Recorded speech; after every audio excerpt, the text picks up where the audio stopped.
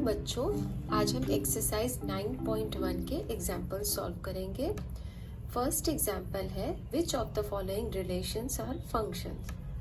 यहाँ हमसे इस क्वेश्चन में पूछा जा रहा है कि यहाँ कुछ रिलेशंस दिए हुए हैं, इनमें से कौन कौन से रिलेशन फंक्शन है। अगर वो फंक्शन है तो हमें रीज़न देना है कि वो फंक्शन है, या अगर वो फंक्शन नहीं है तो भी उसका रीज़न देना है। ठीक है, तो हम फर्स्ट क्वेश्चन को देखते हैं। यहाँ पे फर्स्ट वाला है।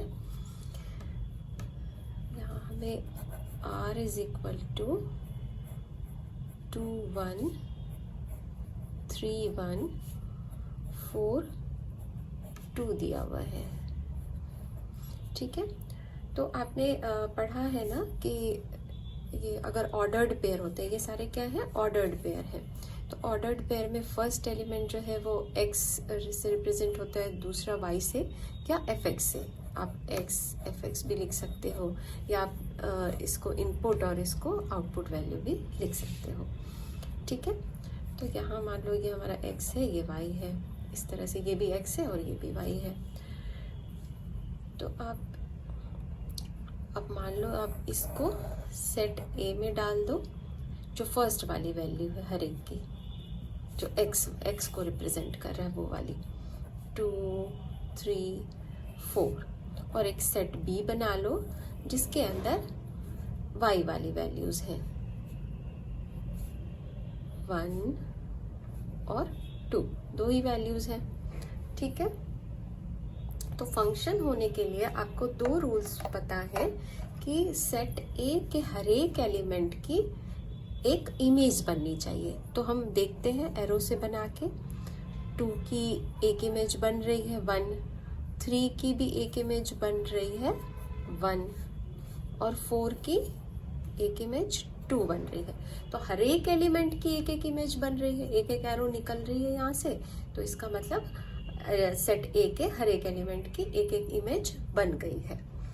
और दूसरी कंडीशन हमारी फंक्शन के लिए क्या है, एक ही इमेज बननी चाहिए।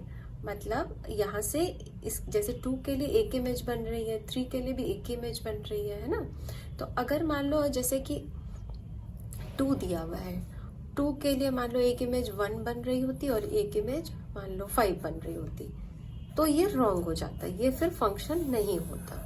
हमारी कंडीशन है कि एक इमेज बननी चाहिए, तो एक से ज्यादा नहीं बननी चाहिए। मतलब इस साइड से हमारा एक ही एरो, अगर 2 एरो निकल गया एक से तो हमारा वो फंक्शन नहीं रह जाएगा। रिलेशन हो सकता है लेकिन वो फंक्शन नहीं होगा। तो हमारी दो कंडीशन है। पहली कंडीशन है हर एक की इमेज बननी चाहिए, बन रही है। यूनिक इमेज बननी चाहिए, वो भी बन रही है। ठीक है, तो इसका मतलब कि ये जो क्वेश्चन में हमें दिया हुआ था रिलेशन, ये फंक्शन है। तो हम इसका रीजन क्या डालेंगे,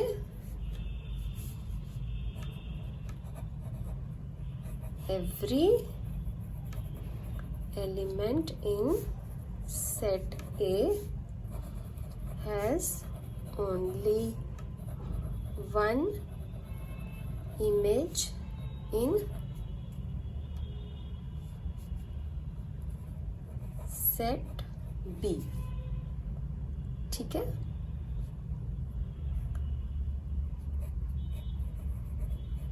hence it is a function।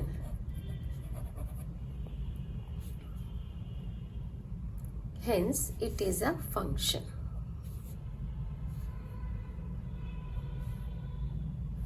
और इसकी डोमेन क्या हो जाएगी, डोमेन हो जाएगी डोमेन ऑफ R। लिख लो, R दिया हुआ है क्वेश्चन में। तो यहाँ जो सेट A के अंदर जितनी भी वैल्यूज दी हुई होती है वो हमारी डोमेन होती है। तो हमारी डोमेन हो गई यहाँ पे 2 3 4। ठीक है, तो ये सारी वैल्यूज क्या हो गई, हमारी डोमेन हो गई। क्वेश्चन नंबर फर्स्ट का सेकंड है ये यहाँ पे दिया हुआ है रिलेशन, और हमें पता करना है ये फंक्शन है या नहीं है। ठीक है, जैसे हमने फर्स्ट क्वेश्चन किया था सेम उसी तरह इसको भी सॉल्व करेंगे। तो यहाँ पे हम देख लेते हैं आपको ये पता है, ये x, ये y, ये भी x, ये y, तो एक ये जो फर्स्ट x, ये वाले जो फर्स्ट सारे टर्म है, इसको आप एक सेट बना के इसको आप एक यहाँ पे लिख लें। ये a हो गया और ये एक सेट b बना लें। तो यहाँ 2 हाफ 2 हाफ 2 आ गया -4। ये 3 एलिमेंट सेट ए के हो गए। सेट बी के जो एलिमेंट्स हैं वो है 3 0 7, 3 0 7। ठीक है, अब हम देखते हैं कि सेट ए के एलिमेंट, इसके इमेज क्या क्या है। जैसे 2 की इमेज 3 है, हाफ की इमेज 0 है, 2 की इमेज 7b है। ठीक है, और -4 की इमेज 7 है। ठीक है, पहली कंडीशन है सेट ए के हर एक एलिमेंट की इमेज बननी चाहिए। तो हर एक एलिमेंट की इमेज तो बन रही है, 2 की भी बन रही है, हाफ की भी बन रही है, -4 की भी बन रही है। और दूसरी कंडीशन हमारी क्या है, सबकी एक ही इमेज बननी चाहिए। तो जैसे 2 की 3 एक तो इमेज बन गई, लेकिन 2 की क्या हुई, 7 भी इमेज बन गई। तो इसका मतलब ये वाला रिलेशन फंक्शन नहीं होगा। ठीक है, तो यहाँ पर हम क्या लिखेंगे,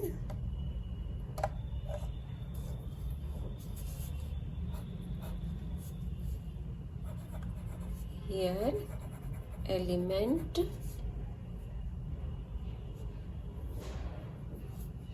2 has 2 images 3 and 7, so it is not a function। तो फिर ये एक फंक्शन नहीं होगा। Correct,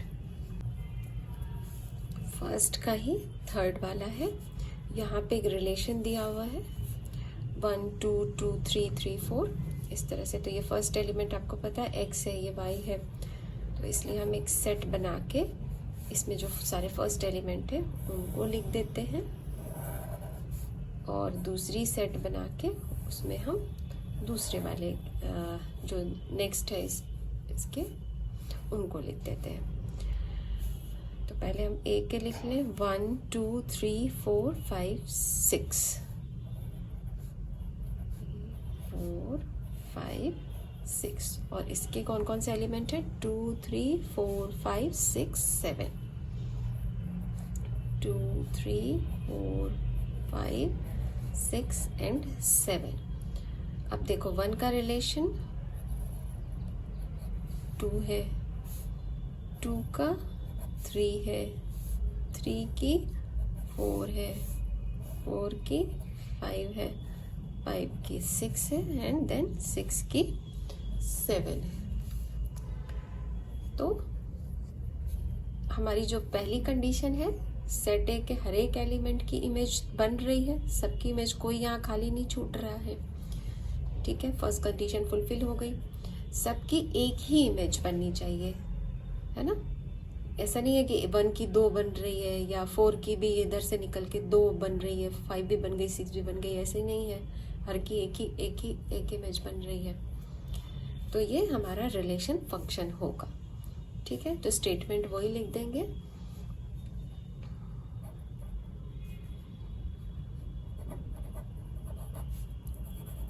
every element in set A has only one image in set B, hence it is a function। ठीक है, और हम इसकी डोमेन भी निकालनी है। अगर फंक्शन है तो हम डोमेन निकालेंगे। Domain of R is equal to हमारा क्या हो जाएगा, डोमेन में ये सारी वैल्यूज जो होती है, ये आपको पता है ये डोमेन होती है, तो हमारी हो जाएगी 1 2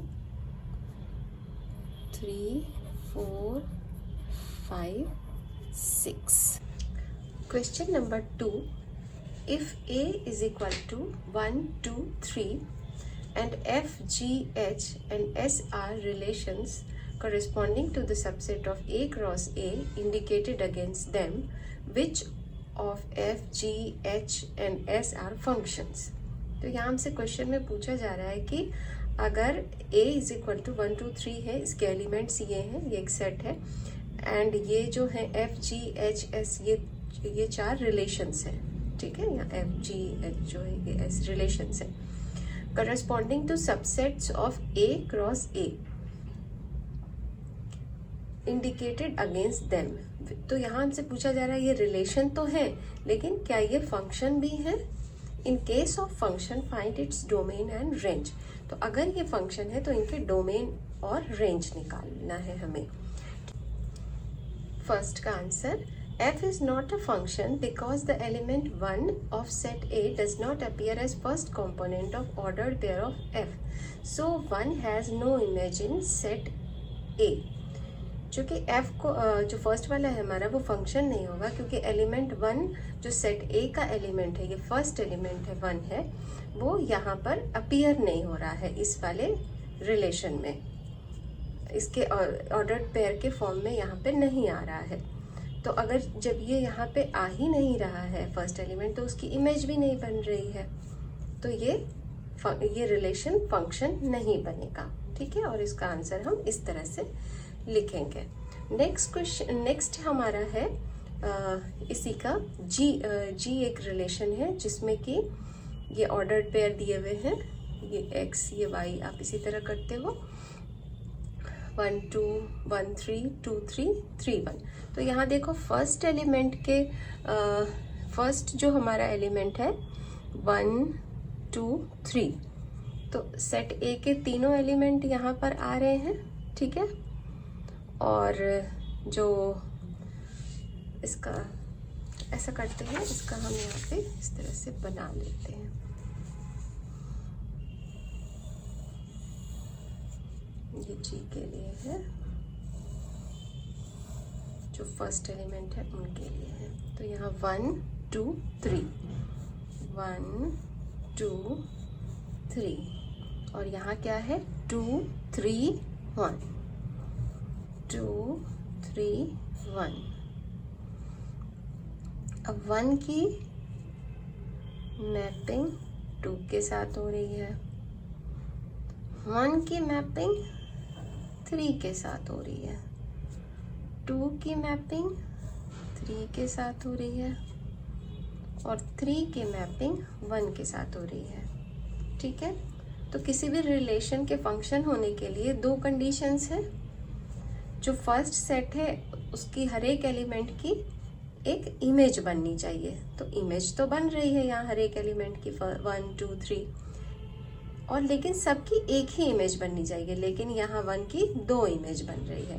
तो जी जो है जो सेकेंड वाला है हमारा, ये वाला जो फंक्शन है ये हमारा, सॉरी ये जो रिलेशन है ये हमारा फंक्शन नहीं होगा, ठीक है।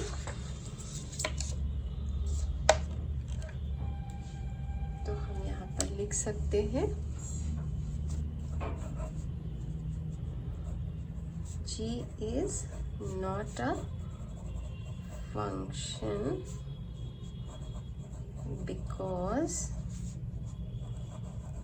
element 1 of A has 2 different images in A। ए के अंदर उसके 2 डिफरेंट इमेजेस बन रहे हैं, ये एक इमेज 2 बन रहा है और एक इमेज 3 बन रहा है, इसलिए ये हमारा फंक्शन नहीं होगा। नेक्स्ट देखते हैं H है, H के अंदर क्या है 1 2 3 और इधर 3 1 2, ठीक है। तो इसको भी हम इसी तरह बना लेते हैं। यहाँ पे ये हमारा G के लिए था, ये हम H के लिए बना लेते हैं।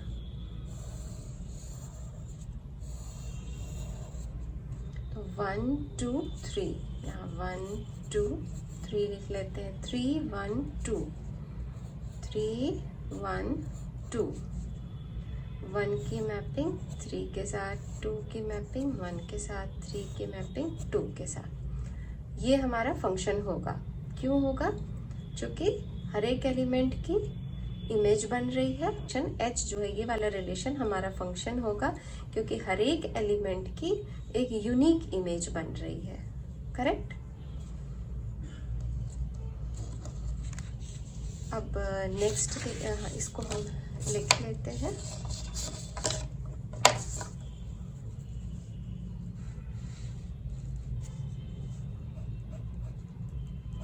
थर्ड है हमारा h is a function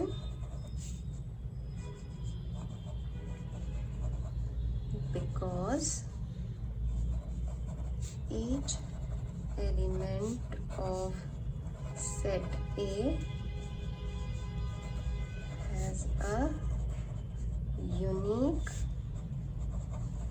image in set A।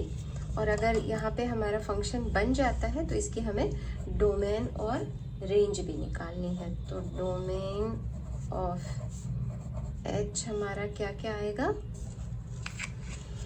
Domain में जो यहाँ वैल्यू होती है वो लेते हैं 1 2 3, 1 2 3 हो गई। और रेंज भी निकालनी है। रेंज ऑफ h क्या हो जाएगा हमारा? 3 1 2, 3 1 2।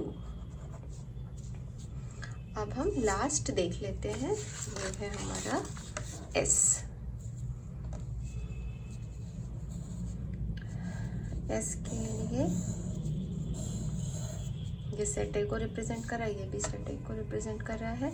और इसके लिए यहाँ वैल्यू 1 2 3 है, 1 2 3, और इधर 2 1, 2 और 1 है। ठीक है? 1 की मैपिंग 2 के साथ, 2 की मैपिंग 2 के साथ, 3 की मैपिंग 1 के साथ। तो क्या हो रहा है? हर एक एलिमेंट की एक इमेज बन रही है। ठीक है? और एक ही इमेज बननी चाहिए, तो एक एक ही इमेज बन रही है इसकी। ऐसा तो नहीं इस 1 की 2 के साथ भी हो गई और 1 की 1 के साथ भी हो गई, ऐसा नहीं है। सबकी एक एक इमेज बन रही है, यूनिक इमेज बन रही है। तो ये ऐसा हमारा फंक्शन होगा।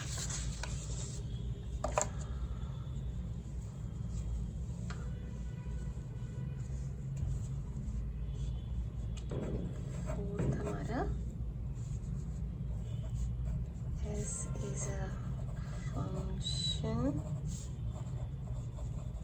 because each element of set A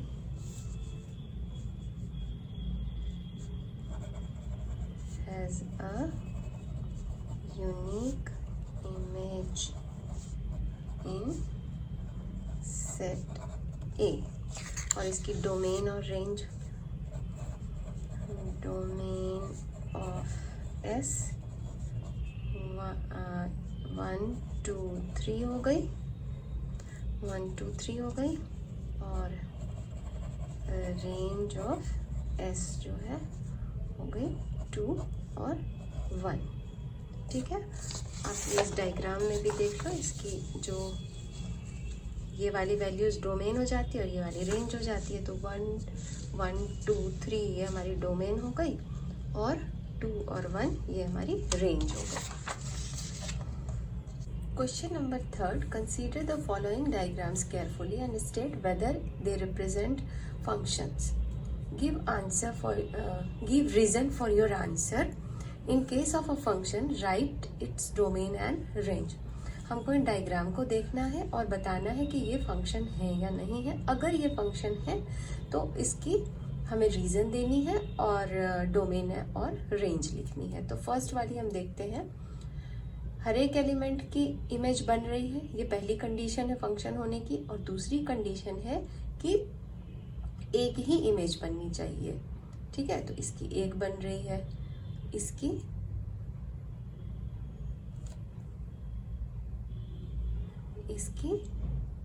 B की एफ बन रही है और सी की भी एफ बन रही है और डी की एम बन रही है, ठीक है, तो ये चलेगा। लेकिन जैसे ए की जी बन रही है और ए की एफ भी बन रही है तो ये नहीं चलेगा। तो फर्स्ट वाले के लिए तो ये वाला जो डायग्राम है ये फंक्शन को रिप्रेजेंट कर रहा है।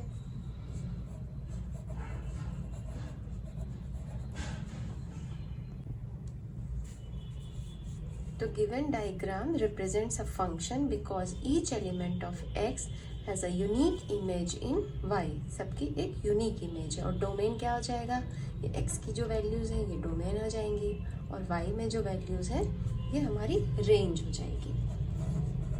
तो domain is equal to a b c d and range is equal to g f m। Next है हमारा जो दूसरी डायग्राम है, इसको देखते हैं। यहाँ पे हमारे पास x वाला जो x सेट है इसमें एलिमेंट्स है 2 3 4 और जो y सेट है उसमें एलिमेंट्स है 1 2 7 4 5, ठीक है।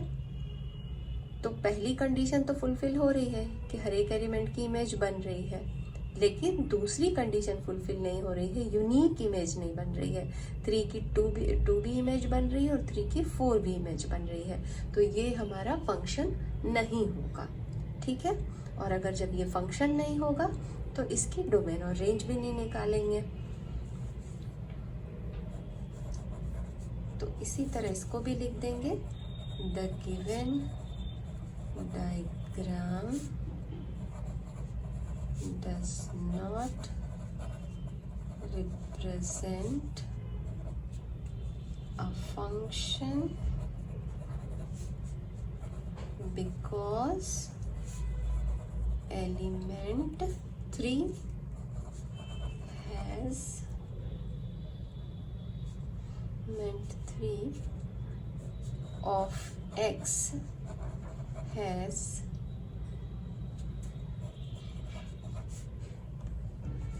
To images. कौन कौन सी है, 2 और 4।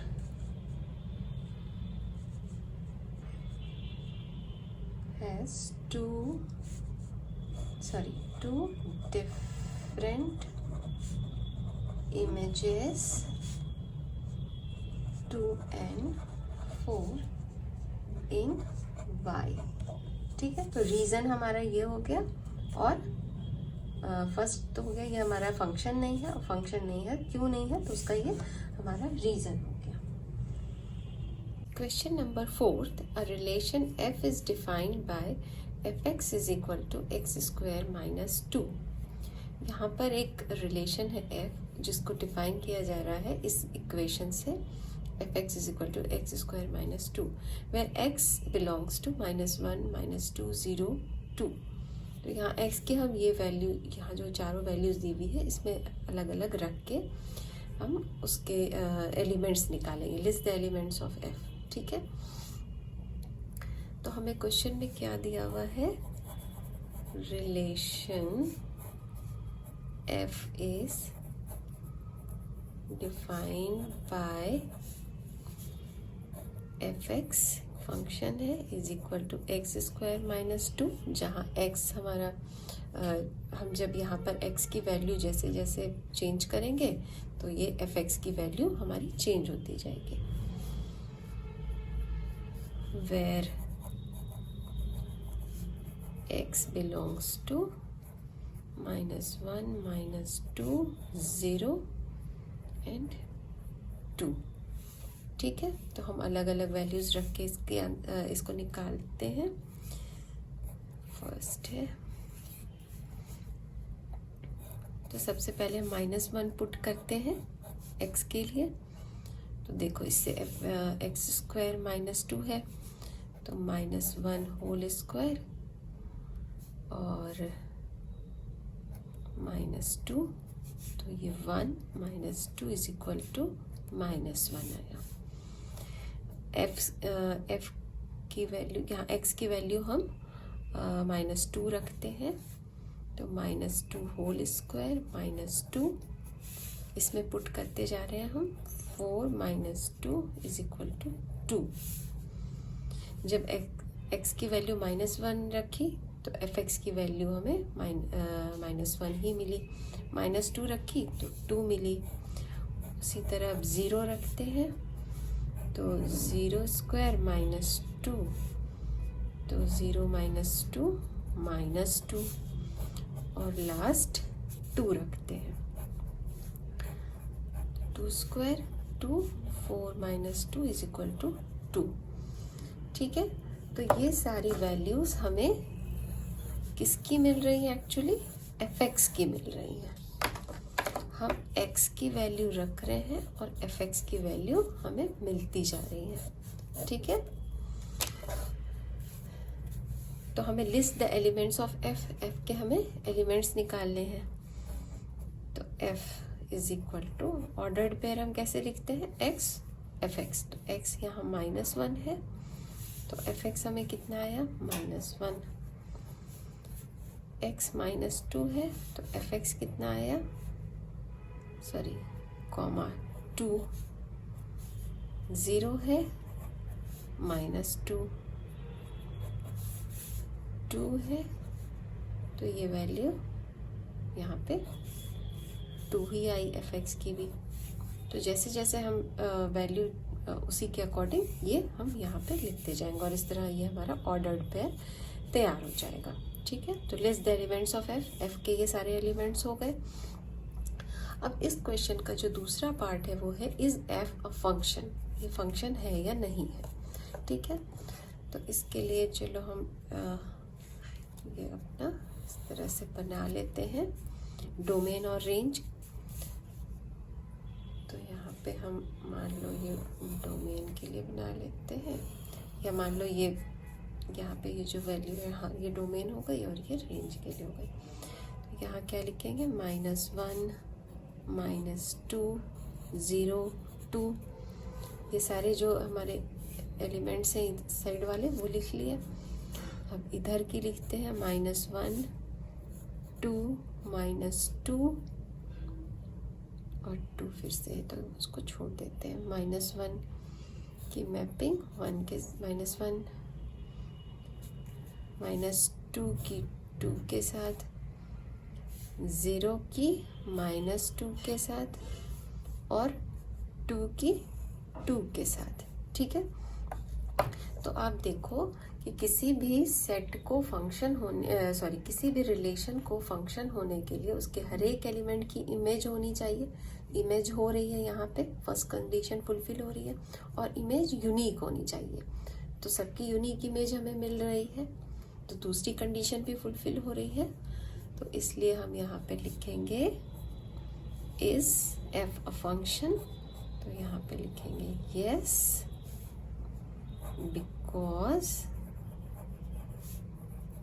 each element of f has a unique image। जितने भी एलिमेंट है f के, उन सब के यूनिक इमेज हमें यहाँ मिल रहे हैं। Question number 5, let f = 1 1 2 3 0 -1 -1 -3 up to so on be a function. ये एक फंक्शन है फ्रॉम z to z, मतलब f एक फंक्शन है z to z। z to z मतलब इंटीजर्स टू इंटीजर। इंटीजर्स में आपको पता है -∞ से लेके +∞ तक के सारे नंबर्स आ जाएंगे। Defined by fx = ax + b। ये हमें एक इक्वेशन दी हुई है, fx = ax + b, उससे ये डिफाइन हो रहा है। For some integers a and b, कुछ इंटीजर्स हैं जो a एंड b हैं।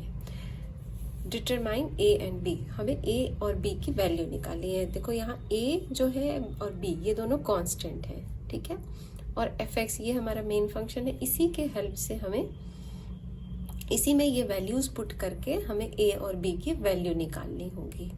ठीक है, तो यहाँ पर हमें गिवन क्या है, ये फंक्शन दिया हुआ है। इस फंक्शन में जो भी वैल्यूज दी हुई हैं वो इस इक्वेशन के लिए ट्रू होंगी। 3 0 -1 -1 -3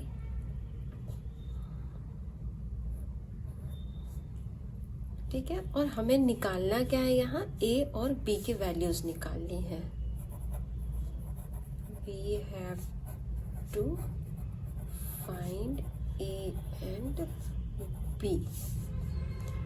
तो बच्चों यहाँ अगर आप कंसीडर करो तो y इज इक्वल टू, हम जानते हैं fx होता है, इज इक्वल टू fx क्या है, ax प्लस b है। तो मान लो हम अगर ये ऑर्डर्ड पेयर है इतने सारे, तो मान लो हम 1 1 ये 1 जो है वो x को रिप्रेजेंट कर रहा है और ये 1 y को रिप्रेजेंट कर रहा है। ठीक है, तो आपको पता है कि ये मान लो x को रिप्रेजेंट कर रहा है और ये y को, तो जब हम x की वैल्यू पुट करते हैं तो y मिलता है। ठीक है, तो मान लो अगर हम यहाँ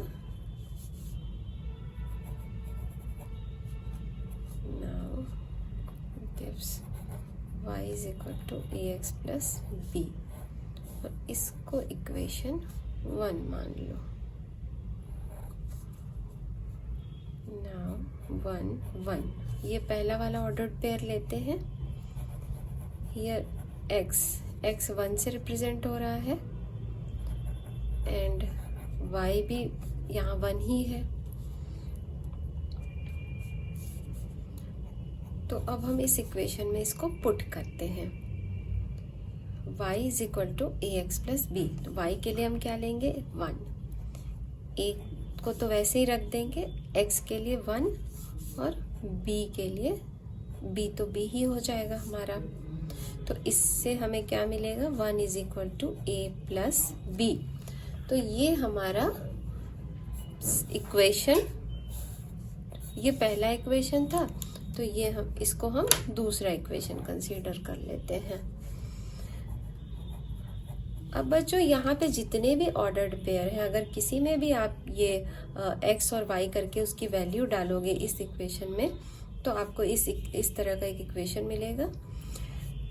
तो जैसे मान लो अगर हम 2 3 पर करते हैं, अब नाउ 2 3, तो here x is equal to 2 and y is equal to 3।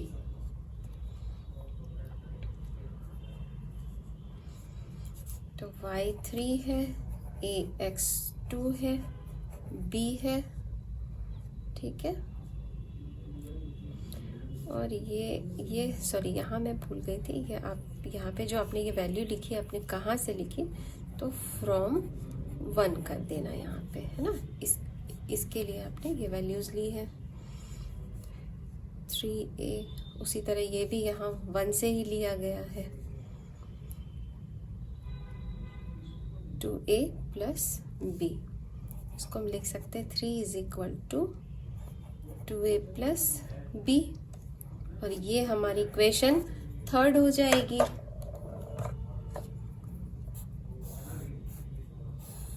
Equation 3rd हो गई। ठीक है, तो अब हम क्या करेंगे, हमारे पास ये 2 इक्वेशन आ गई, इक्वेशन 2 और इक्वेशन 3। अब हम इनको सॉल्व कर लेंगे। सॉल्व करने से हमें a और b की वैल्यू, आपने बहुत सारी इक्वेशंस पिछले क्लासेस में सॉल्व करी है, सब्स्टिट्यूशन, एलिमिनेशन, इन मेथड से। ठीक है, तो यहाँ हमारे पास 2 और 3 है इक्वेशन। तो यहाँ देखो इस साइड a प्लस b है और इस साइड 2a प्लस b है। b और b, यहाँ भी b है और यहाँ भी b है, तो हम इसको सब्ट्रैक्ट कर सकते हैं, 3 माइनस 2 कर लेते हैं।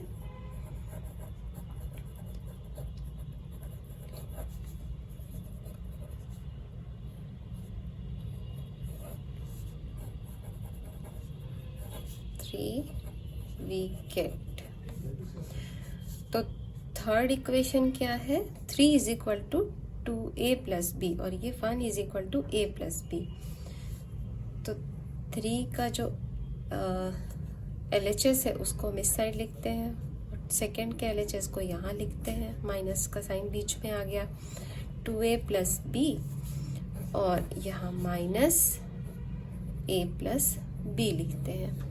तो b और b कैंसल आउट हो गया, 3 माइनस 1 2 हो गया और 2a माइनस a हो गया। Therefore a is equal to 2 आ गया।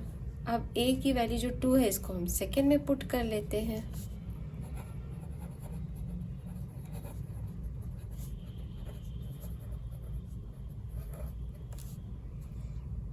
तो 1 इज इक्वल टू a के लिए 2 प्लस b, तो b is equal to 1 minus 2, b is equal to -1 आ गया।